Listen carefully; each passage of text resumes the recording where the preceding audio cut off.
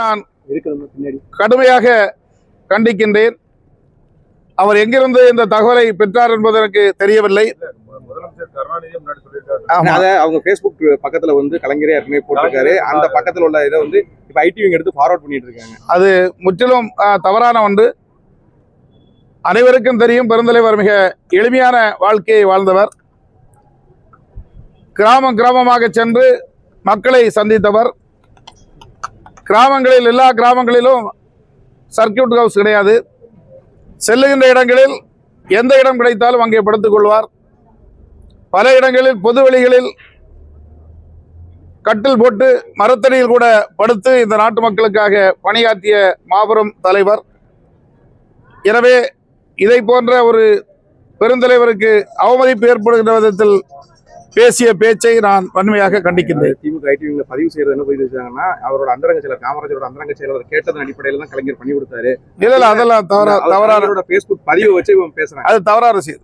இல்ல குறிப்பா இப்ப காங்கிரஸ் கட்சியோட மனநிலை எப்படி இருக்கு? ஜோதி மணியா சொல்லிட்டாங்க கடுமையா இதை வந்து நாங்க குறிப்பிருக்க மாட்டோம். ஏன்னா எங்களோட தலைவரே நாங்களும் நிச்சயமாக அதை எடுத்து போராட்டம் முன்னெடுக்கப்படும். காங்கிரஸ் அது தலைமையோடு கலந்து கொண்டு உங்களுக்கு தெரிவிப்பேன். அவர் இந்த விஷயத்தை பெருசாக்காதீங்கன்னு திருச்சி சிவா வேற எனக்கு ஒரு அறிக்கை போட்டிருக்காரு. அதை நான் பார்க்கல. இந்த விஷயத்தை பெருசாக்காதீங்கன்னு போட்டிருக்காரு. அப்படின்னு அவர் மன்னிப்பு கேட்கணும். நான் தவறா சொல்லிட்டேன்னு சொல்லணும்.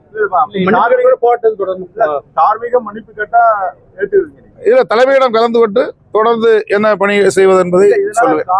காங்கிரஸ் கட்சியோ இல்ல காமராஜர் தொண்டர்களோ மனநிலை எப்படி இருக்கு இன்னைக்கு? இல்ல, காமராஜருடைய தொண்டர்கள் மிகவும் மனவேதனையில் இருக்கின்றார்கள். ஏனென்றால் அந்த தலைவர் காங்கிரஸ் கட்சிக்காரர்கள் மட்டுமல்ல, அனைத்து தலைவர்களும் போற்றக்கூடிய ஒரு ஒப்பற்ற தலைவர். அவரை குறித்து தவறான தகவல்களை பரப்புவது வன்மையாக கண்டிக்கிறது. என்ன சொல்றாங்கன்னா, திமுகவுக்கு ஓட்டு போட்டா திருடன் உள்ள வந்து விடுவார், வீட்டுக்கு உள்ள வந்து விடுவார் காமராஜர் சொன்னாரு.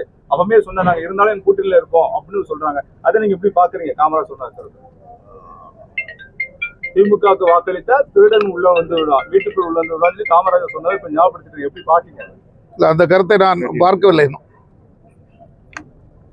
திருச்சி சிவா பேசுனது அவரோட கருத்தா இருக்கு. அவர் பின்னணியில திமுக இருக்கு நினைக்கிறீங்க? அது அவரோட கருத்தாகத்தான் இருக்க முடியும். எனவே முதலமைச்சர் அது குறித்து ஏதாவது அறிக்கை விழுகிறார் என்று எதிர்பார்க்கிறோம். இல்ல அதெல்லாம் தவறு. இந்தியா கூட்டணி வலுவாக இருக்கிறது. திருச்சி சிவா சொல்றது அவருடைய சொந்த கருத்தாகத்தான் இருக்க முடியும். அது திராவிட முன்னேற்ற கழகத்துடைய கருத்தாக இருக்காது. நடவடிக்கை எடுக்கணும்னு நீங்க நினைக்கிறீங்க? அவர் மேல காங்கிரஸ் அவர் வந்து அவர் வெளியிட்ட கருத்தை வாபஸ் வாங்க வேண்டும், மன்னிப்பு கேட்க வேண்டும். இல்ல திருச்சி வேல்சாமி சொல்லிட்டாங்க. ஏன்னா நாங்க தொடர்ந்து இதே மாதிரி கொடுத்திருக்க மாட்டோம், எங்களோட கூட்டணியில வந்து எங்களுக்கு பங்கு வேணும் சொல்லி சொன்னதுக்கு பிறகு இவர் சொன்னதா ஒரு தகவல் சொல்றாங்க. இல்ல அதெல்லாம் அது சரியான தகவலா இருக்காது. கூட்டணியில பங்கு வேணும், அதை நான் இப்போ அது காமராஜரை ஆட்சியை நிச்சயமாக கொண்டு வர வேண்டும் என்பதுதான் எங்களுடைய கனவு. அது நிச்சயமாக நிறைவேறும்.